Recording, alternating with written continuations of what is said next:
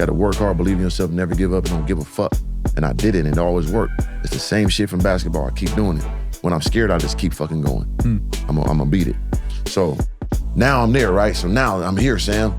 Millionaire. Million liquid in the account, man. I'm looking at my Wells Fargo. I'm doing goddamn. What?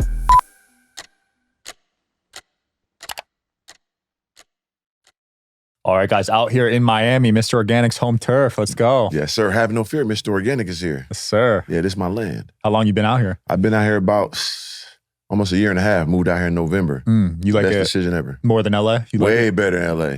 You know, from the taxes to the freedom, to the women, to the environment, the networking, just the endless possibilities. And like, you could really broaden your horizons at the highest level. Yeah. I go to the gym, I see Cenas, I see Bugattis, interacting with millionaires and billionaires on a daily basis and like-minded individuals. So this is all like a dream sometimes when I be here. I love it. I got Miami way over LA in my rankings. Yeah. It ain't close. It ain't even close. And then like, from the license to carries, you could protect yourself, stand your ground. I'm into all that stuff. Yeah. So I'm all about getting my money, but I want to protect and keep my money. So yeah, it gives you that. People test you, right? Oh, they gonna try that.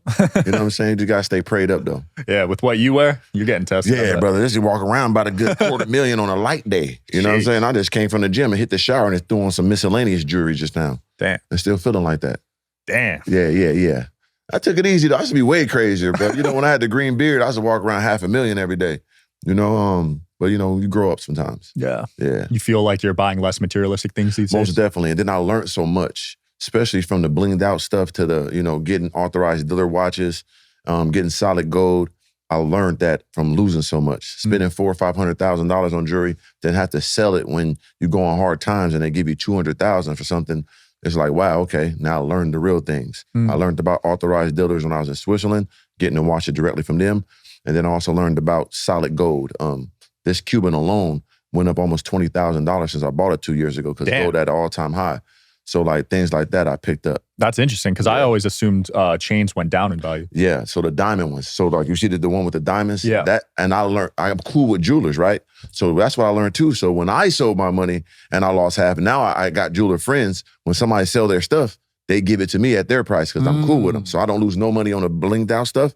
But if I buy something for me, I want the solid gold, 18 karat, full gold shit. And I hold that and it goes up in value. Yeah, gold's been going up, man. Right. Gold and also like Cartier bracelets and Van Cleef, they go up 5% almost every year. Damn. So it's almost off inflation. You're going to make money on it if you just keep them. And that's a nice, good purchase too. That's dope. I learned that. What else are you investing in? Of course, I invested in crypto in the early ages. In 2020s when everybody got in, you know, I did very well in that. God is great. But then I was stuck in a cold front for a while, for like 2 or 3 years. The bear market. And it was grueling. You know what I mean? And I learned so much. When you got new money and you experience that, you think it's never gonna end. You think it's gonna keep going up, and then you get shocked. Like, damn, this is real life. This is what bosses go through. This is what billionaires, millionaires go through. So it was a rude awakening for me, especially when my business at the height was my content. So I explain this all the time. So people see me with the 6 supercars in Malibu and the big mansion in Malibu.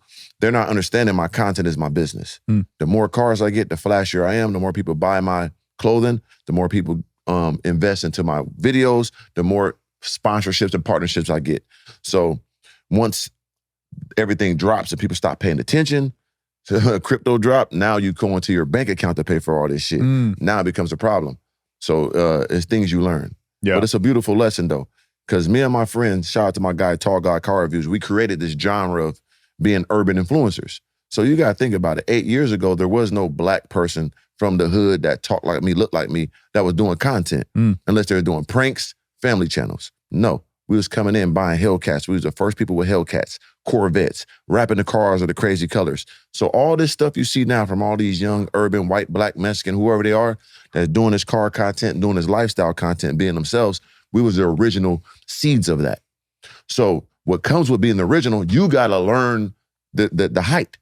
You know what I'm saying? I didn't know that it would be an end to it. I'm thinking the more stuff I get, the more viewership I get, the more money I'll make, boom. Not knowing that, to be real, when you black, and then people might take this wrong, but I'm telling you, if I was a white person, like Jake Paul, one of them, and I had all the shit I had, I'd be the biggest person in fucking life.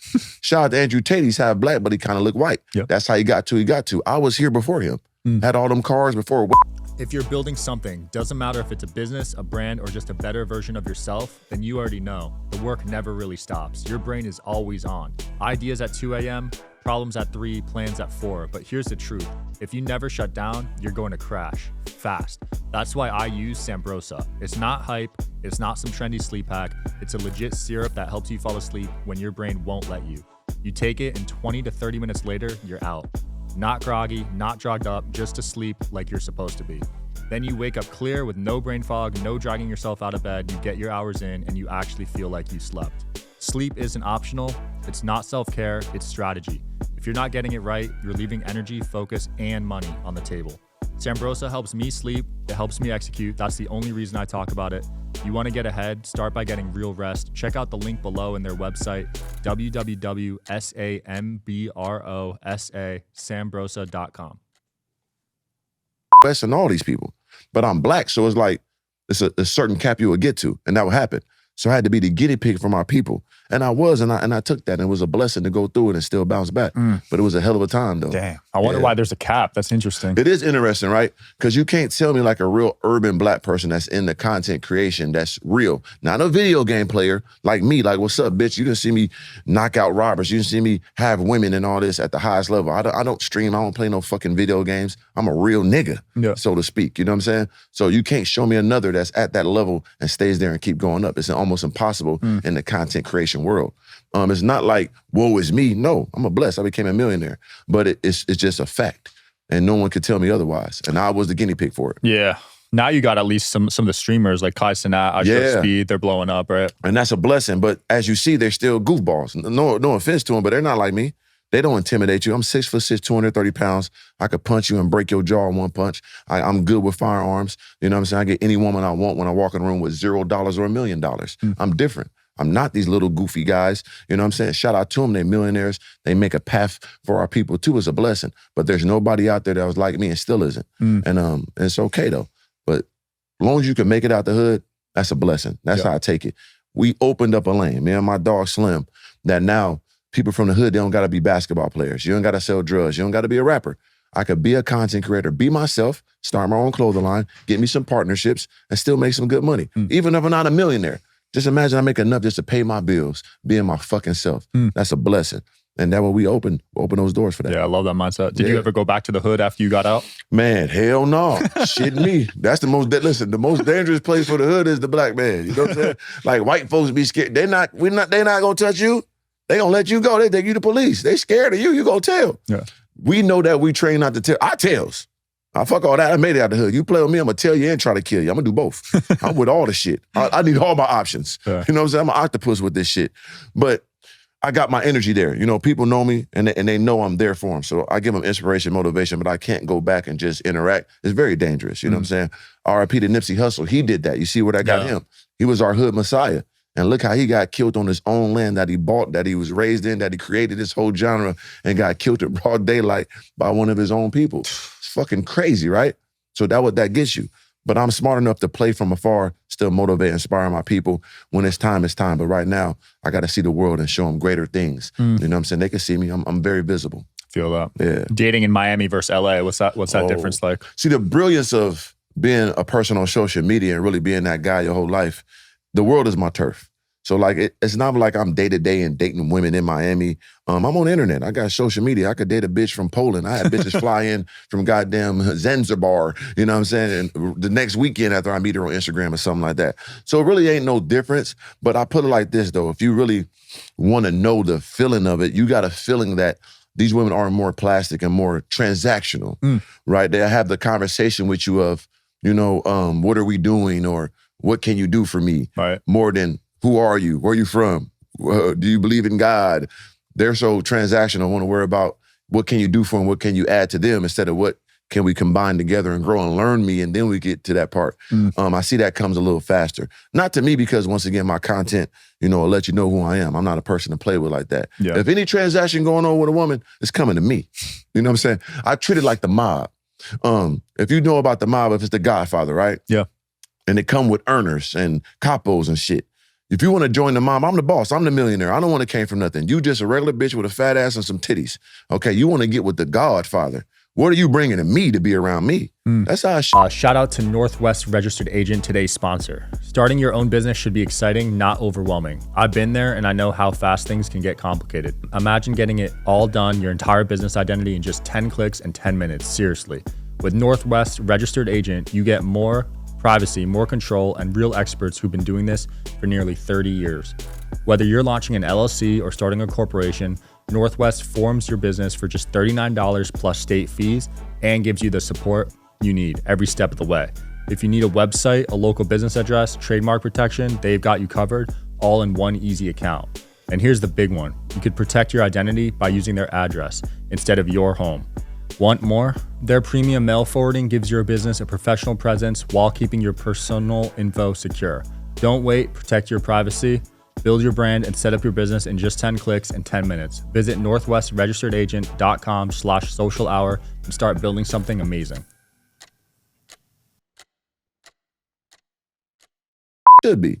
Why am I the boss? Millions of dollars, all this clout, all this legendariness, 1% of 1% money, 1% physically, and I'm gonna do for you? No. What are you doing to stay around here? Show me. Show me your reason that I should fuck with you. Bars. That's how I conduct myself. So that being said, in your position right now, could you date a woman that was broke? It's a fucking impossible. Never in life. I need something that is already on the move or already up there with me. She got to have something. Just like the women, she got to have ambition at least, you know, and I got to see that in her. And if I do, we could work with it. But if she broke and she's struggling, get the fuck away from me. I don't want nothing to do with you. You know what I'm saying? You a curse. You know what I'm saying? They say that in like 48 Laws of Power. Stay away from the bad luck motherfuckers and the broke age. Hell no. And a woman, she liable to do anything, sir. You know, when you're a person of success and you groomed yourself to be this type of person, that's the most dangerous thing is a woman that's desperate and broke. She'll try and do anything, especially you don't cater to her. You know, you come with all type of accusations if you don't do what she want. Nah, you got to have some skin in the game to mess with me. You know, it ain't about what you bring into the table. It's about what you bring into my table. And I like steak. You know, grass-fed. I heard that's kind of bad for you from what I just heard, so I might got to switch that up. You might have to go to Wagyu. I might got to go to Wagyu. I still like a good lamb, you know what I'm saying? So lamb chops. I love a lamb chop. Same. Marinated, you know what I'm saying? I like that. I fuck with that. For real though, champ, it's like, always had this mindset too. The glory of being a person that was born with these attributes that every man would want, you know, from being this stature, you know, having this beautiful skin and face and having this charismatic attitude and, you know, wittiness and humor and still having this vessel that anybody would die to have. Then obtaining money and clout with it. Never drinking alcohol, never smoking weed my entire life. No baby mamas, no kids at 43, still looking like a specimen. I'm a real life superhero. I feel like I'm the black Magneto mixed with Thanos. That's how I walk around. And I'm stay this way. Damn, that's rare at your age. Well done, man. Most definitely. Thank you, especially as a black man. And I take it serious. And I'm always talk about my people, but like I always say, it ain't no black power motherfucking shit. It's just, I know my people need a vessel like me. We need a Black Panther for real. I just feel like I'm like the Black Captain Planet or something for my people. I ain't gonna save nobody that don't want to be saved, but the motivated and inspired come with me. You know what I'm saying? We're gonna get our ass up and grind. Don't give me nothing. I'm gonna work for everything. I don't deserve nothing. I gotta earn every motherfucking thing. So anybody fuck with me, we about earning. You know what I'm saying? So no matter what we've been through in our life, no matter what we've been through currently, fuck all that. What we doing to fix it? Let's learn, let's grow. That's what it's about. Let's get everything, because it's there for us. This is America. You know what I'm saying? Fuck all that. We built this shit.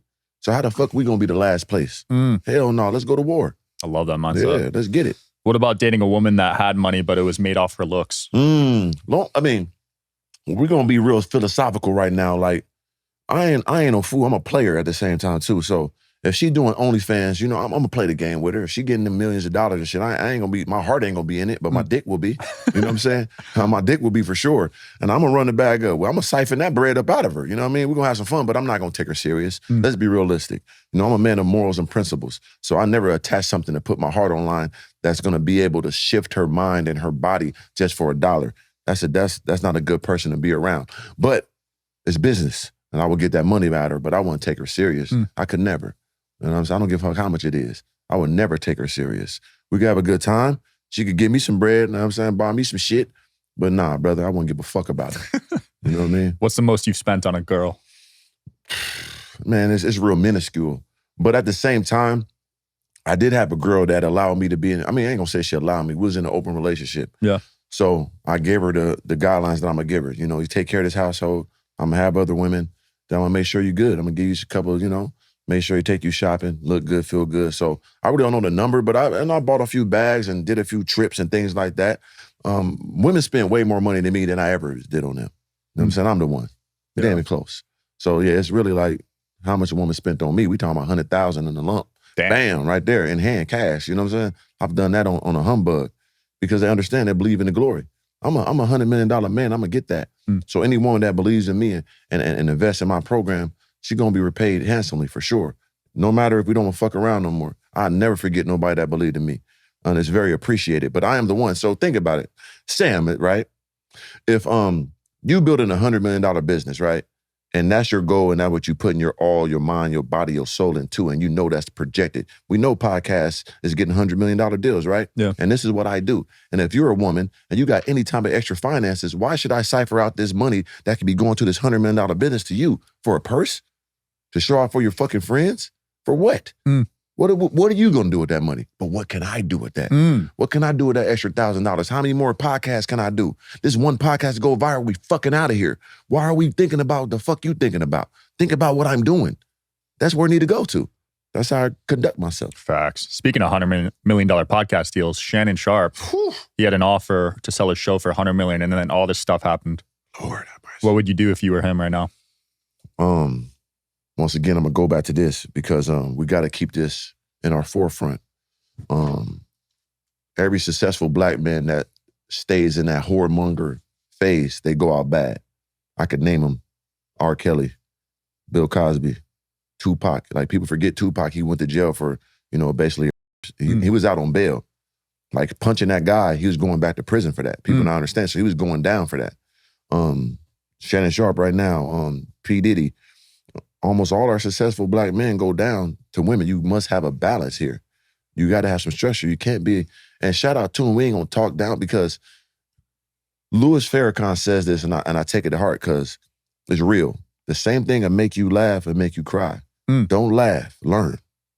It might sound funny, but it ain't fucking funny. It could happen to any of us.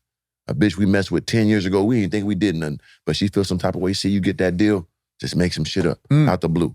Or you might did a little something extra too much. Damn, I did. She did say stop, and I goddamn did 2 more strokes. Fuck, damn. You know what I'm saying? Let me give her some money. Nah, too late. So with the Shannon Sharpe situation, it's all about balance. You know, he got to the pinnacle. He worked hard in the motherfucker. We thought it was over for him.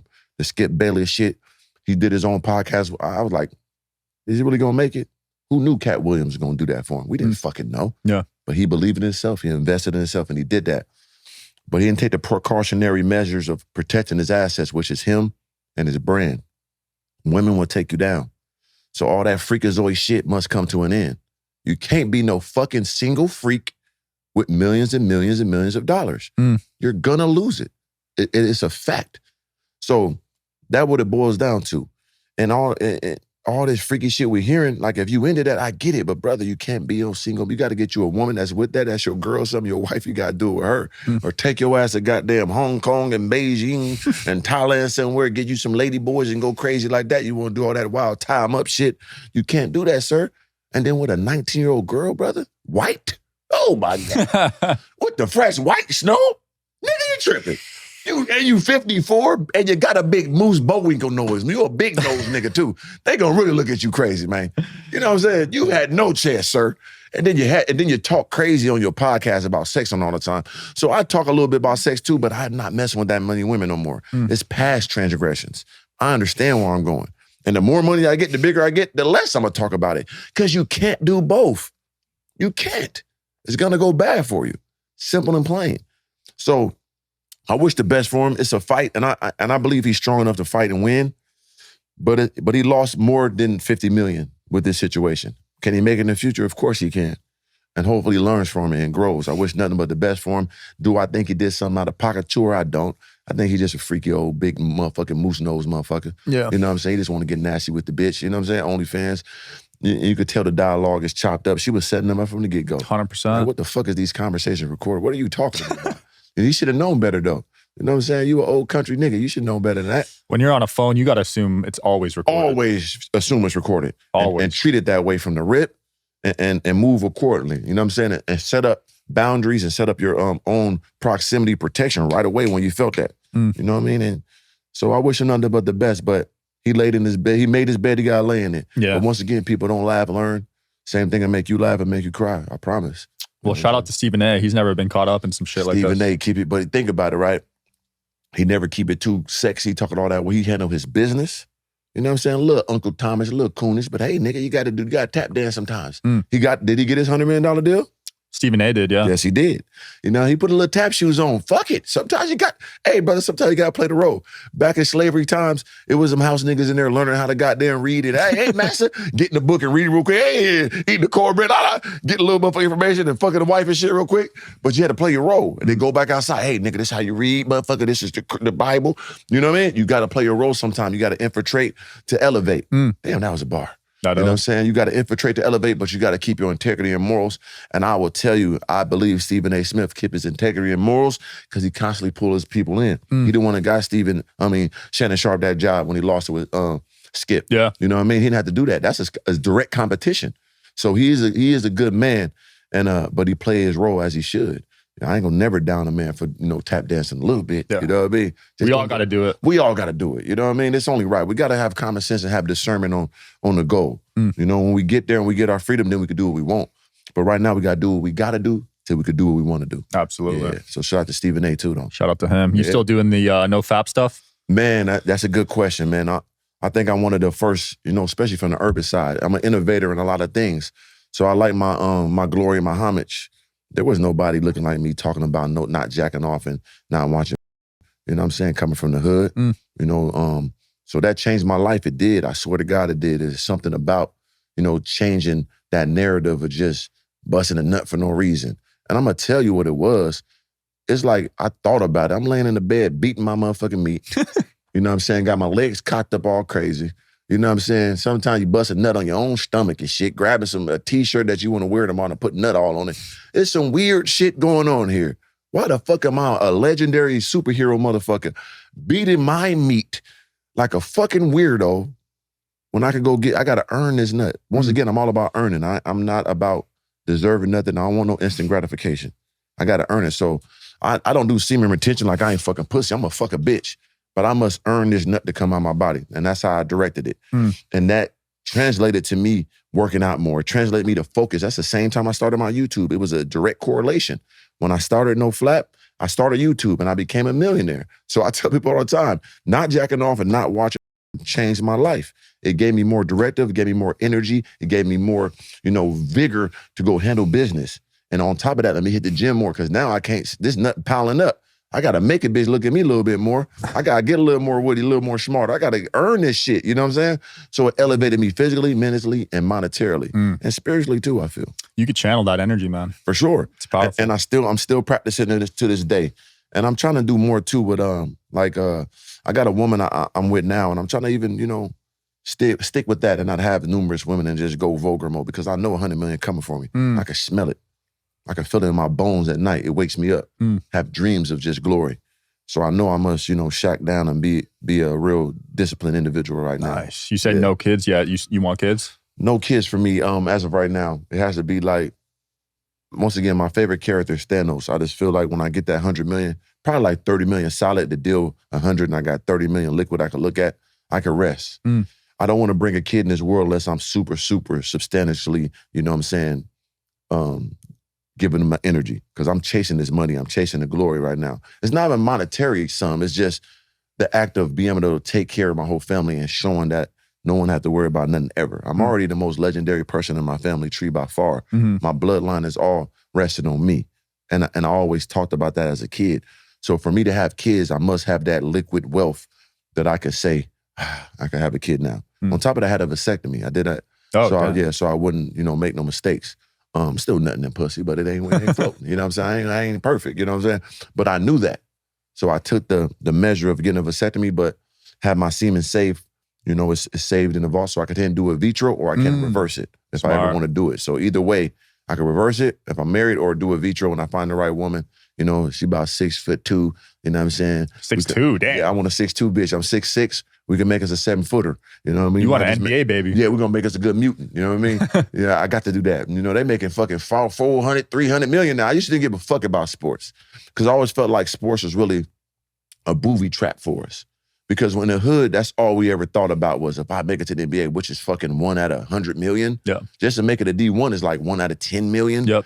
But we thinking everybody's gonna do it. It's a fucking trap because the only other person we see successful in our neighborhood is what? The basketball player and the drug dealer, right? So as soon as you don't make it in sports, you give up. Where you going? To drugs. Then you go to drugs, you sell drugs, what happens? You die or go to jail, boom, they got us.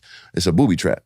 So that's why you even think about it. If a person goes to professional sports, they go broke within 4 or 5 years. So they put that carrot in front of you like you have all this wealth and glory, but it don't even last that long. So we chasing this shit, right? We don't know how to keep the money, grow the money, and then you're not gonna get it because it's 1 out of fucking billion it's about. So you go to drugs and selling drugs or doing some crime, now you go to jail. Even if you go over here, they trick you because they make it look so good, but you don't even keep the money, you black monkeys. You don't know what to do with this shit. Send your ass right back to the hood. It's crazy. Damn. So I always felt that was a trap. But now, it's more to it now. We learning about stock market, crypto, credit, real estate. We are the most revolutionary humans that ever walked this earth. And people scared of that. And they should be. Most of us had a 400-year head start. Once again, there ain't no woe was me, but we going off facts. 400-year head start. We came here as what? Basically cattle. Then on top of that, when we did get free, shit, they had all these different laws and segregation and all this shit. Yeah. We built Black Wall Street. What the white people do? Go there and tear it down, burn it down. Goddamn, we by ourselves. Why the fuck is you fuck with us?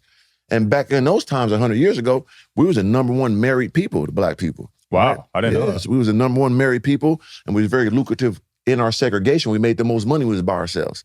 So what they do, they come in, put in welfare system. The black father can't be in the household, he can't get welfare. We got the projects for you. You know, we got food stamps for you. So now they put the drugs in the hood. So now I can't be with my wife at the crib because she can't get this free housing and this free money. Shit, we got these drugs, so let me sell these drugs. And once again, you stupid motherfuckers shouldn't be out there selling drugs. I'm not saying like, but what was your options? You poor. Poor people do poor shit for the most part in America. So when that happens, it fucks everything up. So if you truly think about it, Sam, when do you really think black people was free to really move around? Think about it. We talking about civil rights movement. It was fucked up. They spray you with hoses, dogs on you, can't drink at the water fountain. That's 70s? 80s, we really got to move around like, okay, now we get it a little bit. The 80s, brother. We just now really moving around to learn some shit. And look at the expedited situation we're in right now. We learning crypto, learning stock, running real estate. It's all right. And we got to learn. And it happens. I ain't even mad at white folks. I appreciate them breeding me, making. Look how ferocious I am. Look at my characteristics. We go around this world, we worship. I was in Switzerland, man. Them bitches was kissing my toes. Man. You know what I'm saying? I walk around Hong Kong, they want to goddamn Hong Kong gonna dig along. You know what I'm saying? That was gonna happen anywhere I go around this country, thanks to the white man breeding us the way they did. You know what I'm saying? So I'm not mad, but it's facts. Yep. And I don't want people to be caught up on, oh, the black. No, it happened. Happened to a lot of countries, a lot of people. It's fucked up. The world fucked up. But it's all right. Let's go. We learning. Watch what we about to do now, though. We got the NILs and shit. Now, we're going to use these sports to learn and monetize and own our own shit, owning our own brands. Once we get to the point of owning our own shit, that's when we're going to take over this world. We create everything. We are the curators. We are the cultivators. You know, #1 export from America, they say it's hip-hop, culture, and influence. So from the music to the clothing and all that shit, we export this to the world. The world sees this and loves us. So once we own the clothing lines, we own the content. You see what I'm saying? Now we got it. We own our products and just don't sell them off or have a branch or a partnership. No, this is ours. Who did that? Kanye mastered that shit. Yep. Jordan was with Nike 40 years. He's worth $4 billion. Damn. Kanye got his own company 5 years ago. He's worth $6 billion. Damn. Because he owned everything. That's the difference. Imagine if Jordan owned Jordan completely, not getting that little 10, 20, whatever the fuck he get percentage every year. He got a lot of money, but how much Nike got? Nike was shit before him. You seen the movie with Jordan? Yeah. Was there anything before Jordan? No. Now, who has the most money? Them. Nike, yeah. And he got a penny of that, but he's the #1 guy. But imagine if he got a full ownership of that shit from the rip. That's where the money is at, because we are the creators and cultivators. Once we learn how to own this shit, the world will be ours. And we got the white. They scared. We ain't as vicious as them. You know what I'm saying? Yeah. White people think, we scared of y'all. It was in the 60s and 50s shit, they was hanging us in the trees, burning, eating popcorn and shit, taking pictures like this. Somebody's grandpa right now was in a picture throwing thumbs up, eating hot dogs, burning niggas in trees. Crazy. What the fuck is you scared? We scared of y'all. What you act like you scared of us for? Why are you mad at us? Y'all did that. Why we just don't work together? It's okay. I know they say, the Africans, they sold some of the, they did sell some niggas over here. Some of them African motherfuckers did get to sell the lower tribes. So what? But why y'all do us like that when we got here, though? How about that? Y'all could have treated us good. Yeah. Y'all do all this wild shit, skinning us and cutting our balls off and have us fuck each other and shit. What's wrong with y'all? Yeah. And then, who was the first white man that snuck in that good black pussy? Who was that? That boy had some fun, didn't he? He saw that good African black pussy. Ooh, he got that motherfucking deep. Did he get that? That's a bad man. You got to think about all that shit. But it's okay. It happens. It happens all over the world, bro. But I'm not, I'm not jaded to the situation. I love everybody, bro. You don't seem to have anger. No, I get it. It's the world. My favorite person in history is Genghis Khan. He conquered with an iron fist. You know what I'm saying? He went for the glory. And that's medieval times. People might say he was the evil dictator, killed millions of people and all that shit, but what else he supposed to do? That's going to kill him and his people. Whatever it is, it is. But it's time to grow. I just feel like everybody should work. There's no reason to separate. We here. We're not going nowhere. We don't got nowhere else. I don't know no African motherfucker in my family. I'm a black person, black American. I knew my great-grandma. She was a regular black lady, last name Rivers. There was no Akabuki like no African motherfucker I ever met in my family. I'm a black nigga, man. I'm okay with that. You know what I'm saying? I love my white American motherfucker. I'm happy y'all got me here, brother. But let's work together, though. Yeah. We could be great. A lot of people play the racism card. Yeah, that ain't it. But it's part of the shit that shouldn't be played. You know what it is. Yeah. Use it to your advantage. You know what they doing. This ain't nothing new. Be the best person you could fucking be. Be the smartest you could be. Be the strongest you could be. That's what we built for. Look where we fucking came from. We should have all the advantages. We don't need no handouts. Don't give me nothing. I want to earn it. Because that's how you grow. That's how you fucking... And then these conversations. I love having conversation with white people that never seen a real nigga. They don't understand this dialogue. I'm tatted up talk. I can still have an intelligent, ignorant conversation with a high level white man and have a great conversation. And he'll leave a little different for talking to a person like me. That is needed more. Like even how Myron talk. Myron is a cool guy to me. I get what he says. It might be harsh to people, but what is he saying? This is accountability. If the numbers is the numbers and the facts are the facts, what the fuck is you mad at? How are we going to fix this and move up and move on?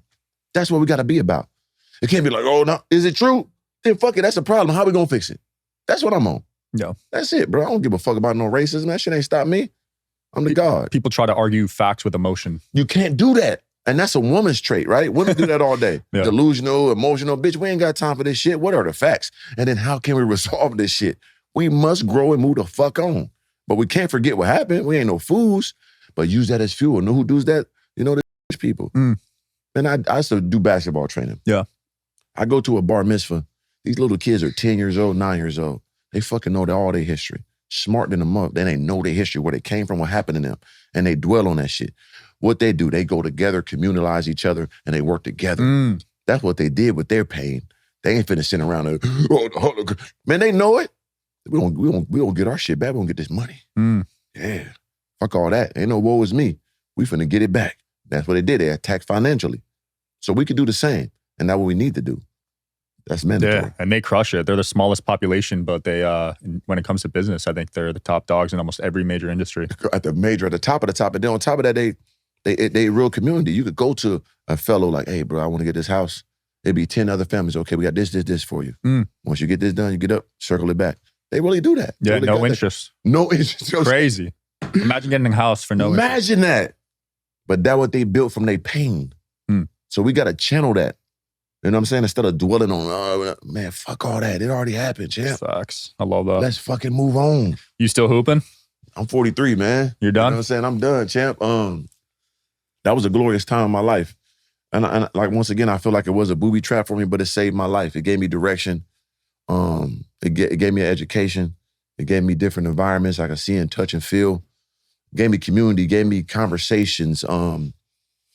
It gave me friendships. It built me for life, being a sport. So that's why I took for it more than more than anything else. It was something I loved and I was great at it, but I never could control my own destiny when it comes to basketball. You got to worry about the coach. You got to worry about that, which is all right. You know, I never complained. It was hard for me. You know, I'm 6'6", 230, and I was a great basketball player. Were you a center? No, I was actually a point guard, shooting guard. Whoa. Yeah, I was vicious. Magic Johnson. Yeah, I was nasty with it. So like, and it never was easy for me. 7th, 8th, 9th grade, I didn't make the team. Damn. And I'm the best person at the park, but the school didn't like me because I was fighting in school, selling candy and selling. I was known as a menace in school, so they never put me on the team.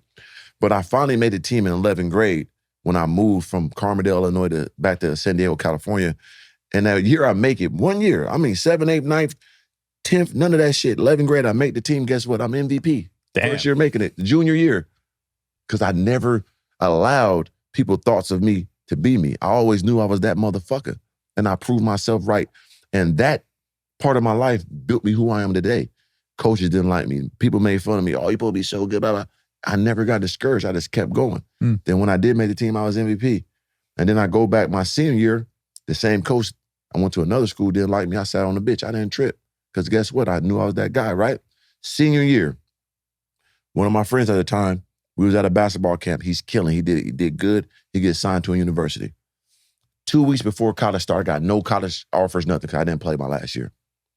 I'm sitting there with him in his meeting to go to the school. He signs with the school. Dope. I'm proud of him.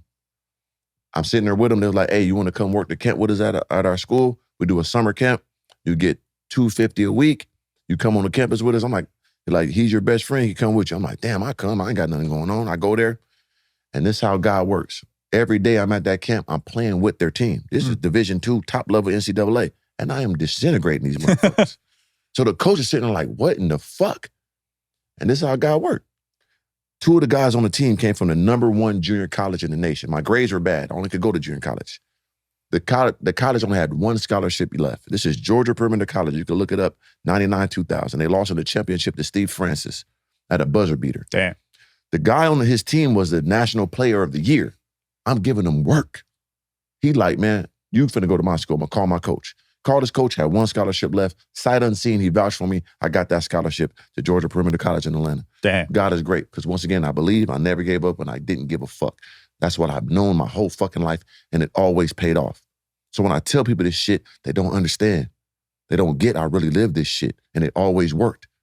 It never gonna be easy for a great motherfucker. It's always gonna be difficult, and I embrace it. So yeah, bro, and it was a blessing. So even with that, when I played ball there, it was a glorious time, but I'm not a person that pay attention to class. I don't give a fuck about no school. I just want to have fun. Yeah. So I couldn't transfer. And I did great. We went to the national tournament. We lost in the Elite 8. Great time. I was all tournament, all conference, all type of shit. Dope. But I didn't have grades. I was supposed to transfer to Arizona State. So I go to Arizona State, and I was sitting out going to Mesa Community College at this time. And as I'm there, I had to sit out. And that's when I ran into some people that was getting some money in the streets. So as I'm sitting out, I couldn't really play. I'm just around. I'm like, man, I need money. Fuck all this basketball shit. So I went to the streets. And that changed my life, because I got quick money. I did some things that I don't like speaking on, because this podcast shit too real. I used to tell in detail. If y'all know the story, know the story. You know what I'm saying? Shit too crazy right now. But I did some shit, and I made a lot of money fast. You know what I'm saying? Around 21, I'm had to Escalade. I'm chilling. I'm doing very well for myself. But I had a premonition, me and my friend, that I was either going to die or go to jail, because I was doing some shit that you shouldn't do. Basically, I was robbing drug dealers. Damn. You know what I'm saying? Cartel, actually. Damn. Yeah, we talking, yeah, so, and they can't get in trouble for that. But yeah, so it was, my time was coming to the end with that. I felt it. I was paranoid. I'm waking up, grabbing my gun, cold sweats. And I had to make another decision. So 2 years of doing that, one of my best friends, Troy Hudson, shout out to Troy Hudson, he played for the Minnesota Timberwolves. And it was playing the Suns. And my friend at the time told him what I was doing, like, man, Jarvis, he doing this and that, man. I'm scared for him. And I'm still playing ball every day at this time. I'm having money, pulling up Escalade. I'm going to hoop with Sean Mary and Joe Johnson and Amar Stoudemire with the Suns. I'm playing ball with them, killing them. We cool people. We put up in the same car. I'm 21. Who is this motherfucker? I'm going to the gym with a bag with some money and a gun in it every day. That's how I'm moving, you know what I mean? But anyway, he told him that.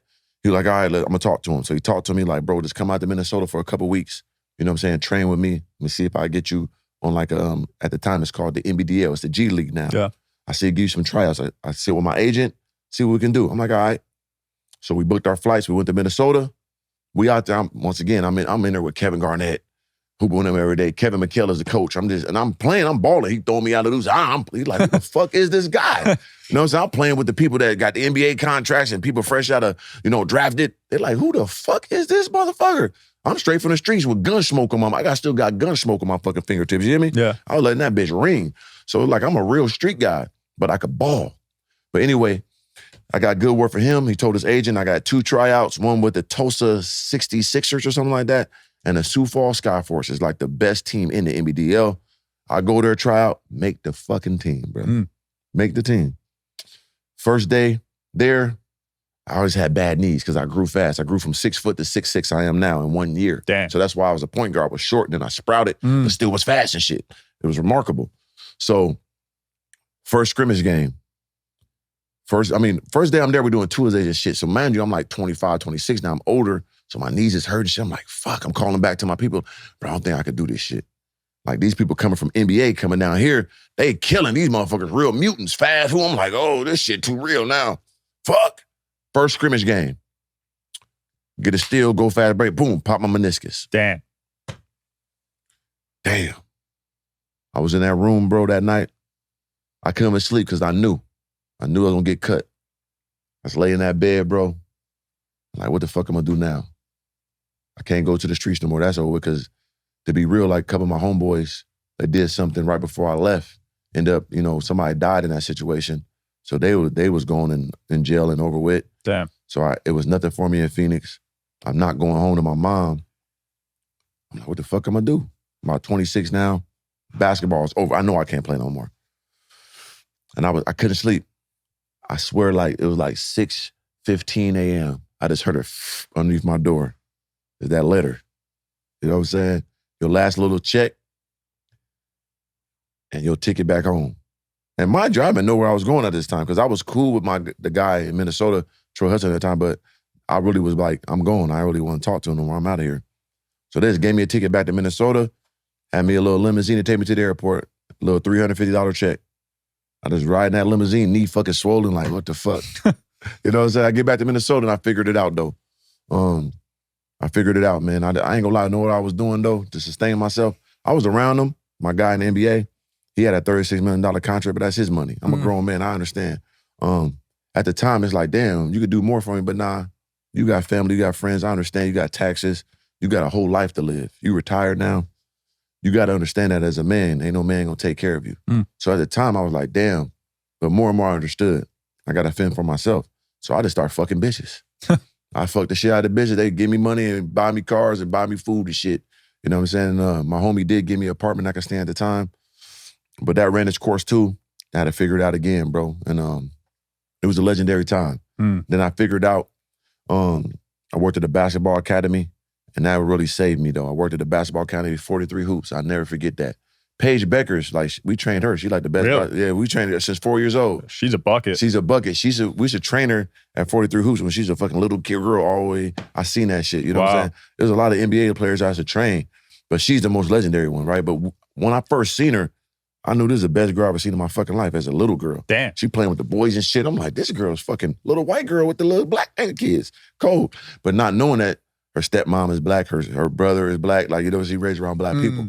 But she was a ball hog, like dog, you know what I mean? Yeah. But that gave me fulfillment.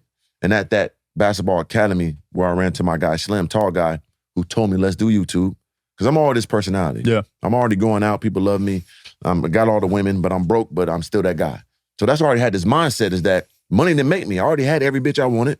I already was cool. I didn't need the money. I wanted the money, but can't nobody get over me when I got money. I've been that nigga without the money. But anyway, my dog, tall guy, he came up with the idea. He was like, bro, he was in prison. He used to watch these guys on YouTube that used to review cars, 2 white guys, and they were kind of tall. He was like, bro, there is no black people in YouTube reviewing cars. We should do it. I'm like, I don't know what you're talking about. But I remember seeing a Netflix special about YouTubers and they get money. I'm like, these motherfuckers do get money now. Mind you, like eight years ago, so before everybody doing it. Like, motherfuckers do get money. I seen that, but I don't know what the fuck you talking about. So he's like, man, I'm gonna do it first. So he bought him a Hellcat. And at this time, no one had Hellcats besides old, rich, retired white folks. You know what I'm saying? Wasn't no black people having this shit. Nobody just had a Hellcat. $80,000 car. All you guys a different engine like a regular Challenger. What the fuck are you doing, right? But he knew it. He knew cars. He bought it. He did the car, and he did like a video. That shit did like 10,000 views on the first video. And at this time, I'm doing music and shit, and I do a music video, I get 1,000 views. And he did this one video right away, 10,000. He didn't understand, like, I'm supposed to get million views. I said, nah, motherfucker, you type got something. That ain't regular on your first video. And he did like a review of the car, 20,000. I'm like, dog. He's like, man, that's a lot. I said, hell yeah. But I'm still just watching. Then he wrapped the car. Mind you, no one was wrapping cars and shit at this time. He's the first person to do this shit. That shit did like 50,000. I'm like, dog. Then this would changed everything. So after that first month, he did very well, but we still ain't understanding. We ain't knowing about the money or nothing. His nephew told him, hey, you need to check your email. You're going to have AdSense. It's a letter they send you. Put that in. They're going to tell you how much money you make because you got a lot of views. You're like, I got money already? Like, I'm telling you, you got money already. Check this email, check the AdSense, send him the thing, put the code in, send it back, boom. He check it. And this changed our lives forever. Shout out to Slim. It was for $800-something. His car payment, $800-something. So me, the street guy knowing money, I said, hold on. You telling me you just recorded your motherfucking self for 1 month straight doing this regular shit and you got $800 that pay for an $80,000 car? I'm in. So he did about 5 years without me. After that, I'm with him every day. We reviewing cars. We waking up 5 a.m, going to the fucking gym, reviewing cars right after that, then going to the gym, training the kids. And at this time, I didn't have my own channel. He told me, get your own channel. He grabbed my phone, made it for me. I'm like, hey, you tall, because he called Tall Guy Car Reviews. He's 6'10". I'm like, nigga, you tall, I'm tall. We could be the tall guys. I just want to mooch. I ain't gonna lie. I want to just hang on. We just go together. You know what I'm saying?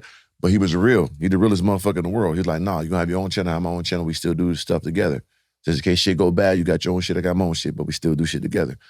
He's like, what you? I said, I'm Mr. Organic. He said, man, you just going to be yourself? I'm like, hell yeah. I don't want to do no, I'm going to known for me. Made the channel, boom. And then something hit me one day. I was watching this guy named Star. He used to be on the radio, but he used to always do live streams. This is 8 years ago. He used to do live streams. People would give him donations. And I used to watch this shit.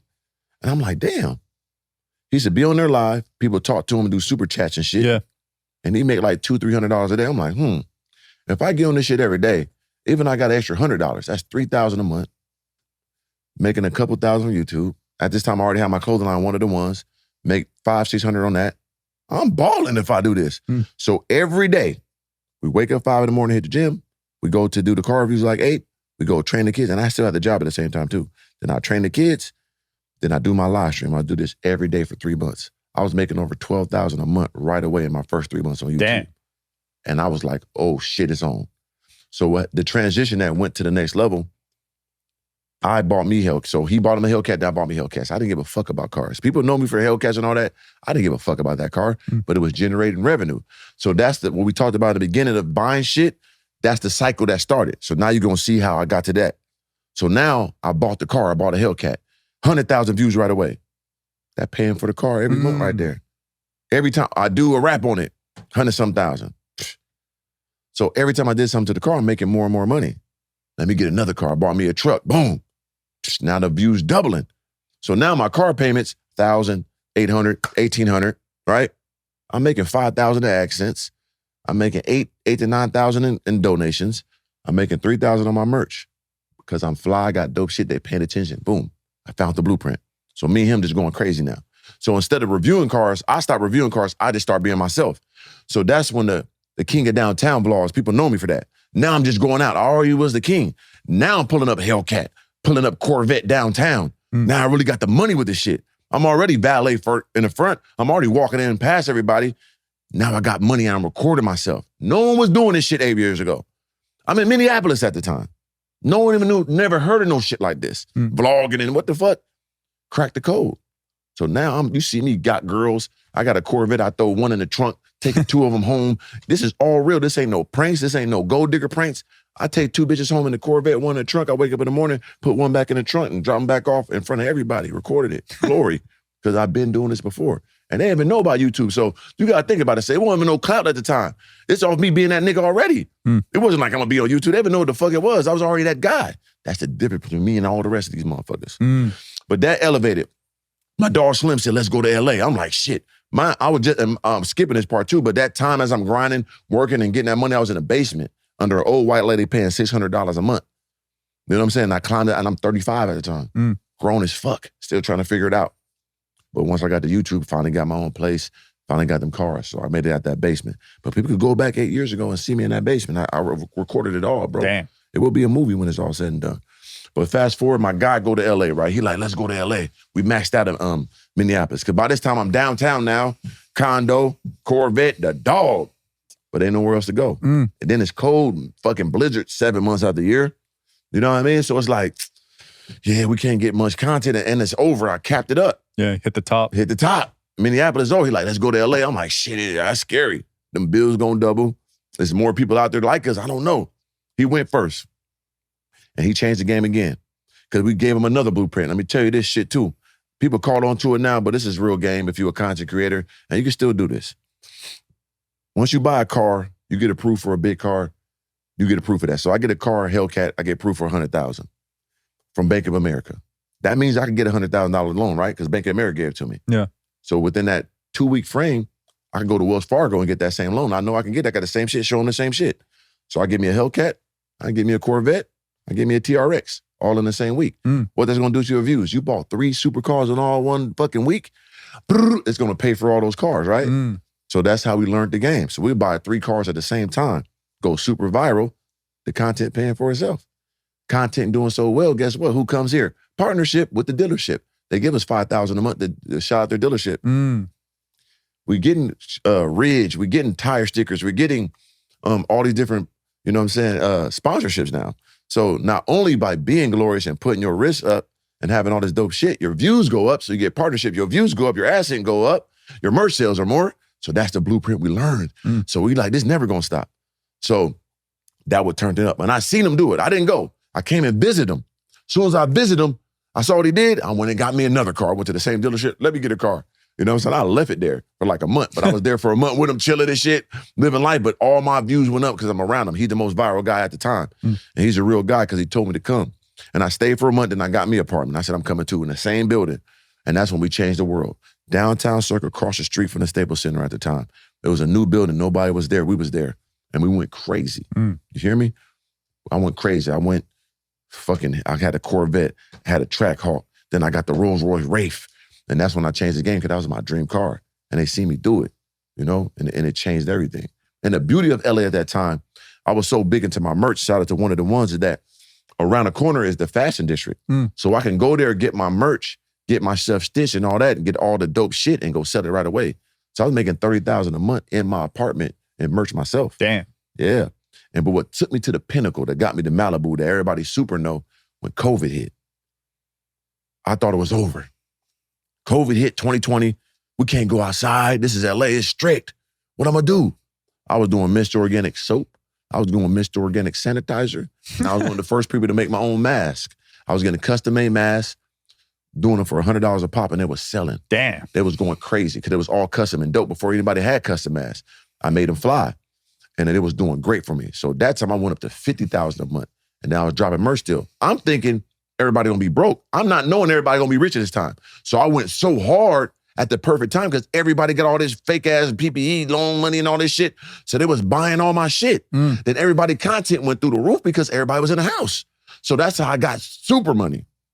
Then I hit another super substantial situation. Shout out to my guy, Marco El Chapo. I'll never forget him. 21-year-old stock market fucking genius. He made $10 million in one fucking year. But I was his biggest like idol. He was my biggest supporter. He fucked with me.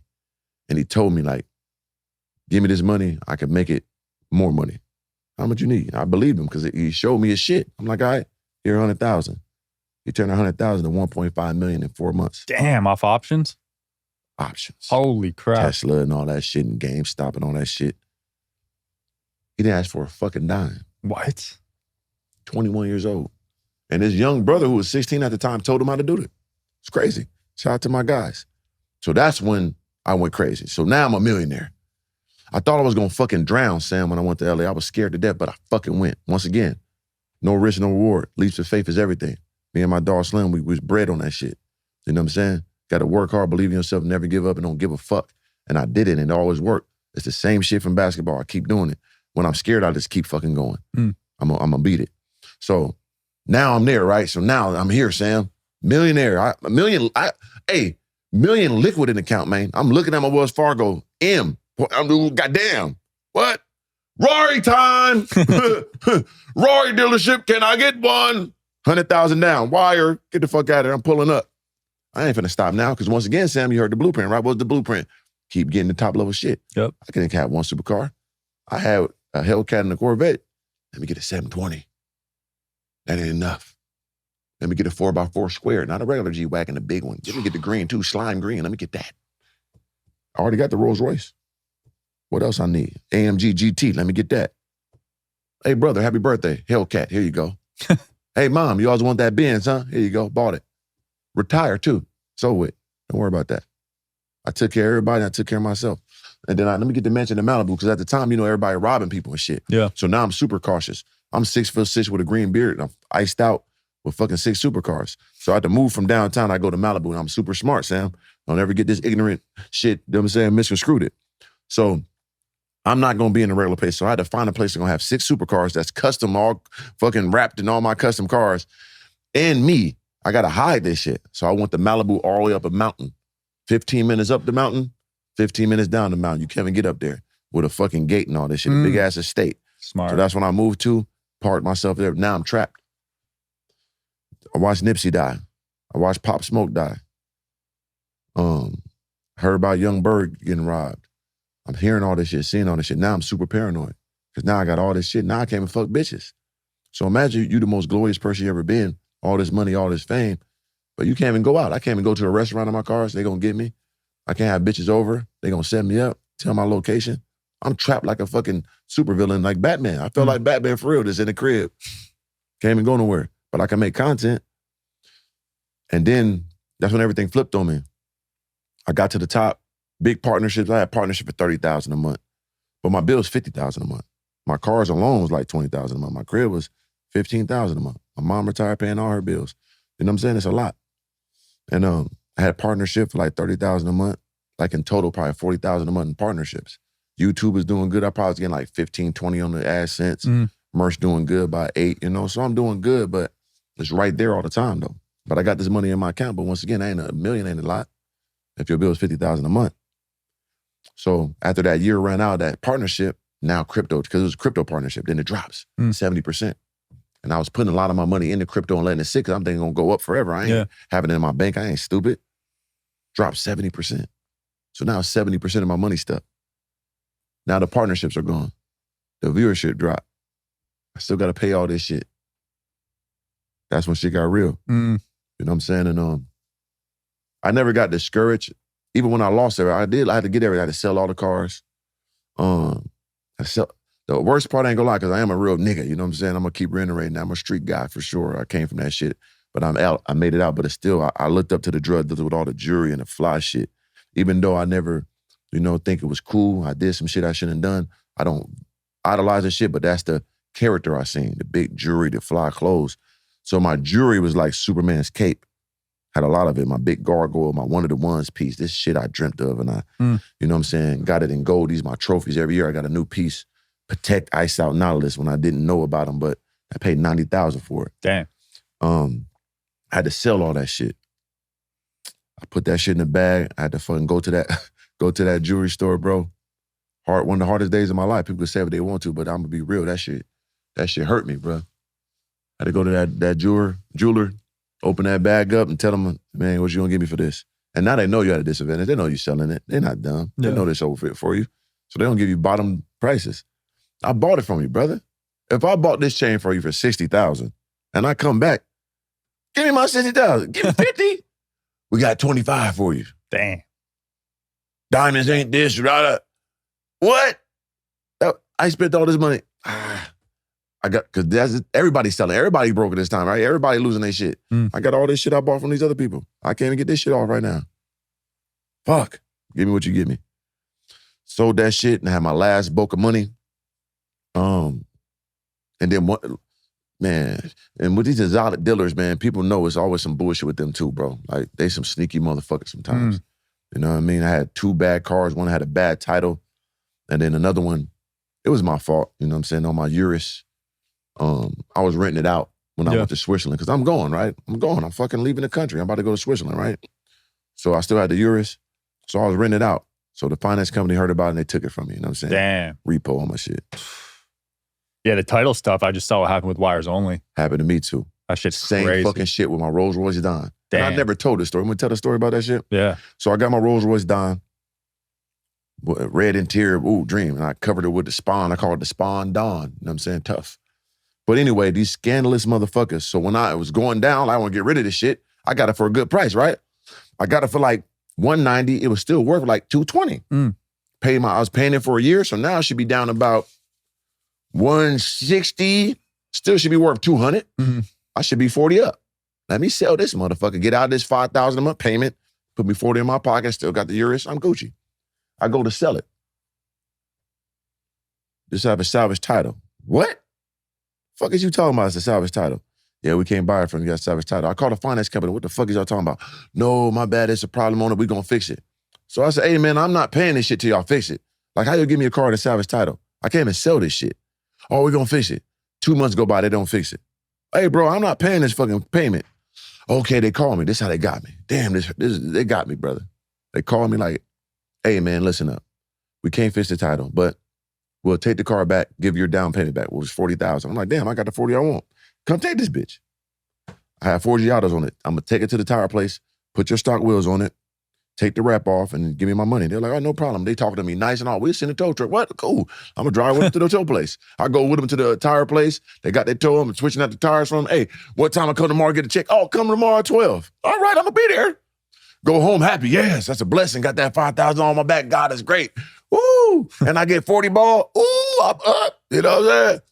I call him 12. Hey, I call him. Hello. No answer. Let me call back. They told me 12. No answer. I do that for 3 days. Damn. He sends me an email. Hey, I'm sorry to inform you. When we removed the wrap on the car, there's a little more damage than we thought. And so we're not able to give you the money back that we supposed to. So we just took the car back. So really, these bastards just took the car. It was a finagle from the rip. They wasn't giving me shit. Damn. They really just repoed the type. They didn't put it on my record, thank God, but they took it back from me.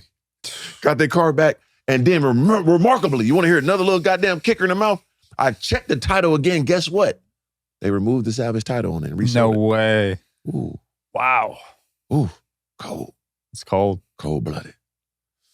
So the cars is a motherfucker. But anyway, so yeah, now what I'm going to do, champ? I got my last like 100, 200.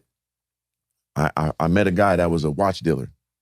Not been a watch dealer, a watch collector at the highest level. He's like, bro, we're going to Watches and Wonders in Switzerland. You want to go? I've never been to Switzerland. Fuck it, let's go. I go there. He teach me the whole watch game. I know Patek is here. AP is here, Rolex. All the watch companies here. I'm like, damn, this is where they're made at. Okay. Like, let me put you on the game, authorized dealer. He said, because I had a Rolex at that time, presidential, chocolate face, you know what I'm saying, diamond dial. I paid like $60,000 for it. I had to sell it too, got 30. Another Scout. Jeez. Everything Scout, brother. It was brutal. It was a brutal time. You know what I'm saying? Yeah. Hurt bad. But at least you got something, right? At least you got some real shit, you got some money. God is great, right? But anyway, he was telling me, bro, you could have bought that from them for the 30. You could have sold it for 60. I'm like, how? He's like, these are the authorized dealer. It takes a long time to get on the list and all that, but I'm on all the lists. I'm a collector. We had to connect in Japan. So he'd get the watch. I get an AP, cost 25. We sell it for 50 right away to Japan. Damn. So he put me on the game. So we right there at the source. So I went out there, Watches and Wonder. He showed me, boom, boom, boom. I got me a Sprite at that time. I had a little, I'm like, I'm gonna get a Sprite. Left-handed Sprite just came out. I got that, boom. Bought it for 10, sold it for 21 right away. Damn, I just bought $11,000.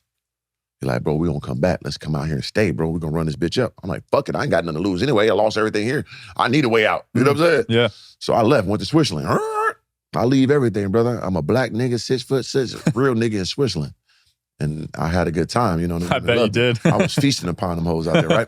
But anyway, that's when I learned the watch game. He put me in the loop, man. I bought so many watches and that got me back up. got my bag all the way back up. I was gonna stay too, I'm not gonna lie. I got an AG, it's like a company that's called out there, so I could get my work visa. And I had a lawyer working on getting my work visa. But when you're in the Schengen region, those European countries, you only got 3 months within 180 days to be there, no matter what. So we went to Watches and Wonders, came back, my clock was already going. So when I go back a month later, I really only got 60 days. But I'm thinking I got 90 days to get this shit done, but no, I had 60. So by the time I'm trying to get this shit done, my visa ran out. I done got an apartment, been running around G-Wagons and shit. I try to talk to the embassy like, hey, they're like, you gotta leave now. You 20 days past your work, your tourist visa. Damn. Get out. I'm like, bro, he like, hey. I'm like, brother, I got an apartment and shit, I got a car. He's like, that's your fault. Either you going today, or we give it to Friday, or we're gonna send the authorities to make sure you leave. I said, damn. So I had to come back to America, bro. And I had to figure it out again. But thanks to my dog, tall guy, who put me in the game, he had a situation for me when I came back. He knew, because I called him like, bro, I don't know I'm gonna come back. Before I even got here, like, bro, don't worry about it. I got something for you. Don't worry about it. And even to go to that situation, to pay it forward, when I got that 1.5, it's on a video. I gave him 100,000 cash for putting me on the game. The same guy I started with. I paid for it. So it pays forward again for being a real friend to a real friend. When I needed him, he got me. I stayed there. He got a spot for me for 6 months so I could recalibrate my brain. What I'm gonna do. And what I wanna do podcasts. I figured like I ain't gotta spend that much money.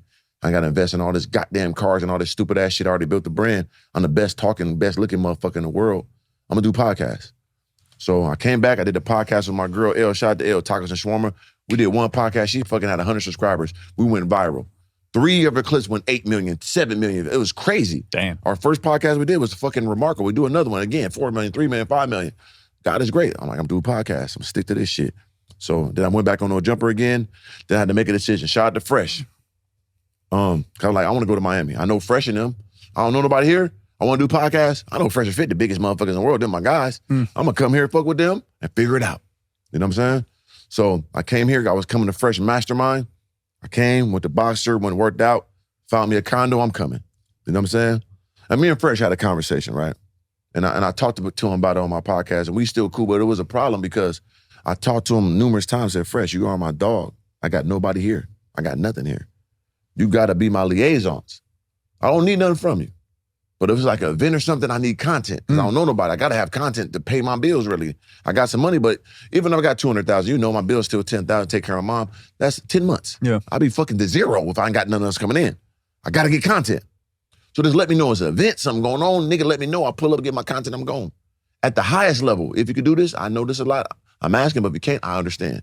Nigga, let me be third seat, come on the podcast every now and then, get my shit off so I get my name back out there. Let me fuck with y'all every now and then. I got you, bro. I got you, bro. Talk to him like 3 or 4 times. Hey, brother, I ain't got nobody here. I got you. Come here, motherfucker, leave me to die. Damn. Yeah, Fresh or dirty for that. Come on, Fresh. We talked about Oh, he that. set this up at least. Yeah, he set this up, and we cool now. I just did Fresh and Fit last night. Myron out of town. I was a second guest. It was me and Myron. I mean, Myron wasn't there. It was me and Fresh. I was in the front seat. You know what I'm saying? So, but shit worked how it's supposed to work. Because when he left me there, I had to figure out. So once again, I'm sink or swim. I'm going to go all out. So I went all out. I went so crazy, a couple more viral clips that I got another podcast with a big blog called On Site. Riley, who's Nicki Minaj's best friend, loved me. We do a podcast together. Boom, got bread from that. My own podcast, Organically Speaking, found me a place, went crazy, viral on that. 2 big partnerships, got my content again. So I've been here a year and a half. That's all I got here, brother. Now I'm here today. Let's go. It's a crazy story, right? Yeah. It's real. A lot of ups and downs. I love how authentic you are. But it's glory. It's glory, and I signed up for it all. You never see me down. You never see me out.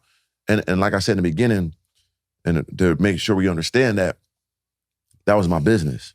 I never took it personal. So when I lost everything, I didn't trip. It was business. It happens. Yeah. If I bought these cars and did all this content and I went up, I'm thinking never gonna stop. It's like if I bought me one McDonald's, I make 100,000 on it. They got 10 more for sale. Give me all them bitches. I'm not knowing that McDonald's is gonna shut down and, you know what I mean? I'm thinking I'm gonna keep doing it. I'm gonna go till I can't no more. Not known as a cap. You get to 10, then shit, everything folds. I didn't know. I had to be the guinea pig of it. So I know where my cap is.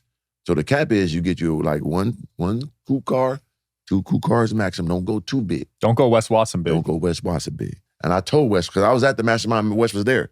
And he used to watch me too. He's like, Organik, look at all my cars I'm making. I said, Wes, get rid of all that shit. I told him, I'd been there. You went bigger Bugatti on that. But shit, I had 6 supercars. I could have got me Bugatti and put it all together. So I said, bro, get rid of all them cars. Tone it down, bro, because you can't maintain this. You know what I'm saying? Yep. And once again, I understand the business. I understand the perception game. You know what I'm saying? There's no way you can sustain this. Doesn't last. Doesn't last. You got to have an exit plan. You got to have some real business, quiet business. People don't know about it. They'll make their real money. That's sleep money. Facts. That's where it's at. Or a product or some big deal. Yeah. If you ain't got that, your ass is going to drown. I don't give a fuck who you is. So he's still doing what he's doing, but you know what I mean? A lot of them cars going as they should. Get rid of more of that shit. Shout out to him. He's a smart man. He gonna make it. You know what I mean? I'm from San Diego too. You know what I'm saying? From San Diego, so I fuck with West, but at the same time, it's like, I know I done heard him say nigger a couple of times, like with the ER. I'm not no dummy, you know what I'm saying? And I heard him when he was fighting that guy. He wasn't wrong for fighting him, but you can't gouge his eyes and call him a nigger and all like that. I heard you say that, bro. Yeah. Heard that phone call. You call that dude a nigger that was trolling you. You know what I'm saying? Like, you fuck with niggas, you like our style, you like our music and all that, bro. Don't go that far with it, you know what I'm saying? Yeah. I know you're in the prison and all that with the white boys. I get it. But I know you love us, bro. Take that out your vocabulary. You know what I'm saying? We respect you. We fuck with you. I know you fuck with us. Don't do that no more. You know what I'm saying? That ain't right. You know what I'm saying? It's for Absolutely. real, and I'm a San Diego motherfucker. I'm from Southeast San Diego. We go to the same gym. I don't got no problem. I want to hurt them, but it's like a conversation I would like to have, though. Yeah. Because I know what it is, bro. You can't do that one. You know what I'm saying? Yeah. That ain't right. But yeah, bro. Crazy story, man. We'll have to film again one of these days. It's real. Dude, that was awesome. Yeah, it's real, bro. What do you want to close off with here? Shit, man. I appreciate you, bro. We supposed to been doing this. Shout out to Fresh for cooking this up. You know what I mean? That's how it go. Yeah. You know what I mean? Because, and I give Fresh another props too, because he was a real man, admitted that, and we came together and we grew. And I remember when he first got Andrew Tate the first time, because I was the person that went the most viral on that shit, my clip that one time, but even before Andrew Tate and them. But he told me, like, bro, come out. I got this guy named Andrew Tate, remind me of you, like a European you. Damn. There's a more structured you, but y'all so similar. Talk about dictators and the women and the money. And I'm like, man, fuck all that, man. I don't know this motherfucker. I turned it down. Damn. We supposed to been doing a podcast together for a week straight. Bruh. One of my biggest mistakes ever. Turned down Tate? Yes. Damn. For a week straight. We've been best friends by this time. A week together talking shit and similarities. You and Tate would have been close. We'd have been crazy. Yeah. What? It's not too late, though. It's not too late. It's going to happen when it's supposed to happen, but that's when I don't regret much in life, but I do regret that, man. And once again, shout out to Fresh, because he was orchestrating that. He was putting it together, man. Yeah, shout out to him. Other than that, man, I just want everybody to be great. You know, I don't care what color, creed you are. Everybody has shit happen to them. You know, every race, every background. You know, white people, they ass came here from somewhere else too. They came on a boat too. They wasn't born here. You know what I'm saying? Yep. But they made it happen. They did some shit. They tell the Indians, hey, give you a bag of nickels and take all of New York. That's crazy. Give you a horse. Hey, horse here. Give me Montana. Okay, I'll trick them. But hey, business. That happens. We got to let that shit go. We got to grow. You know what I mean? As a unit. You know, it's crazy right now. China, we don't know what they're doing. There's some shit going on. Some shit brewing, you know? So we're going to need each other. Yep. It's enough for everybody. That's another thing too. You know, don't compete with your friends. Eat with your friends. Figure out what they're doing, combine and grow. You know, community is the way to grow money the right way. You can go far by yourself, but you go the furthest together. And if you're asking for glory, you're asking for greatness, it's never going to be easy for us. You hear my story, and that's more than that. I started at 35 when I gave this story. You know what I'm saying? I told you basketball shit, but other than that, it was a crazy life before that. But that's okay. I love it. You know what I'm saying? There was a lot of ups and downs. But no matter what, bro, I grew up in Southeast San Diego in the projects. You know, I could never lose. I can't. People say I fall off. I'm in Icon Brickell, bro, overlooking the ocean with an Aston Martin, a slingshot custom, sitting right here with $100,000 in jewelry on an off day. I work for myself. I wake up. I do me for a living. What you do for a living, Mr. Organik? I do me. I monetize my lifestyle. You know what I mean? So it's a blessing. Make sure I go to organiclifestyle.com, get that clothing. You know, I love my merchandise. It's going to be a $100 million brand. Podcast, Organically Speaking. I'm having fun with that shit. I want to be the Black Joe Rogan. I want to get a scientist and shit like that on there, you know? Yes, sir. I want to have those different type of perspectives. You know what I mean? That's about it, bro. I want everybody to be glorious, man. Go for it. Don't compete with people that, you know what I'm saying, you don't see yourself being. You know, people want to compete with people like us that work hard, and everybody don't gotta be 1% people, bro. Relax. If you're not like that, you're not like that. Don't get depressed. Just be regular. It's okay to get a regular job. It's easier. We got to grind for our shit every day. You know it. You ain't sitting here doing all these podcasts every for no fucking reason. This shit ain't easy, Shit ain't man. fucking easy, man. Not at all. Not at all. It's easy to go to work and punch a clock. That's simple, brother. You good, though. You want to do this shit? You heard me losing all that shit? I've lost all my money twice, too. Come on, champ. You heard me in fucking Switzerland as a black nigga trying to figure out selling watches and shit after having 6 fucking supercars and a mansion in Malibu in front of the fucking world. Everybody laugh at me. but I'm gonna have the last laugh. 'Cause I don't give a fuck. I love it. I already made it, man. Like training day, I already won. Let's go. Already Thanks for won, coming on, Jay. man. That was fun. 3 of them. Oh. Check them out, guys. Peace.